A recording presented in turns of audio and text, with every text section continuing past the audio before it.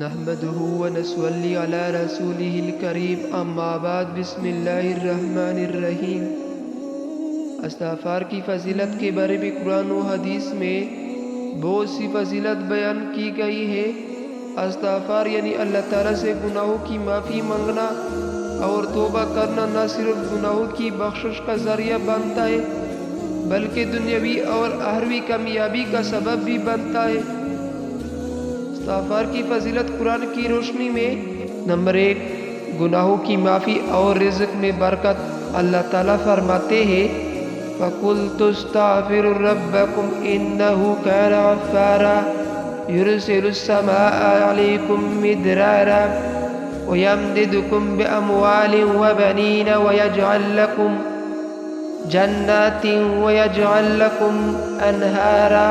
ترجمہ: تو میں نے کہا کہ اپنے رب سے بخش مانگو، بے شک وہ بڑا بخشنے والا ہے۔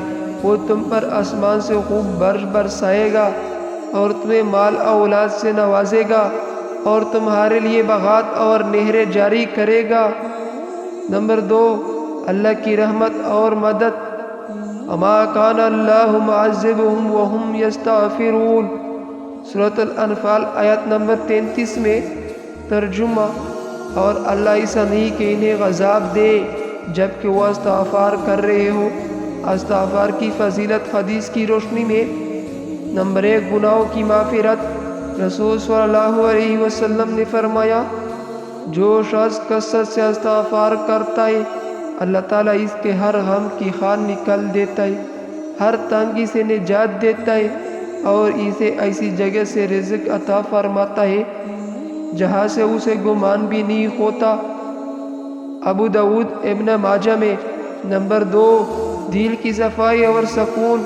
نبی کریم صلی اللہ علیہ وسلم نے فرمایا بے شک میں دن میں 100 مرتبہ اللہ سے استغفار کرتا ہوں۔ نمبر 3، رحمت اور برکت۔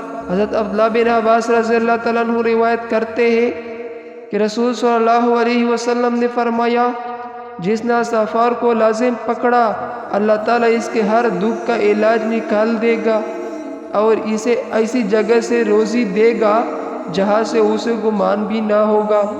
استغفار کے چند فوائد: گناہوں کی معافی اور درجات کی بلندی، پریشانی سے نجات، دل کا سکون اور روحانی راحت، رزق میں برکت اور آسانی، اللہ کی رحمت کا نزول۔ استغفار کی چند مسنون الفاظ۔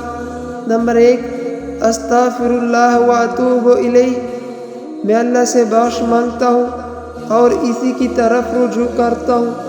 استغفار کو اپنی زندگی کا حصہ بنائے کیونکہ یہ دنیا اور آخرت میں کامیابی کا بہترین ذریعہ ہے۔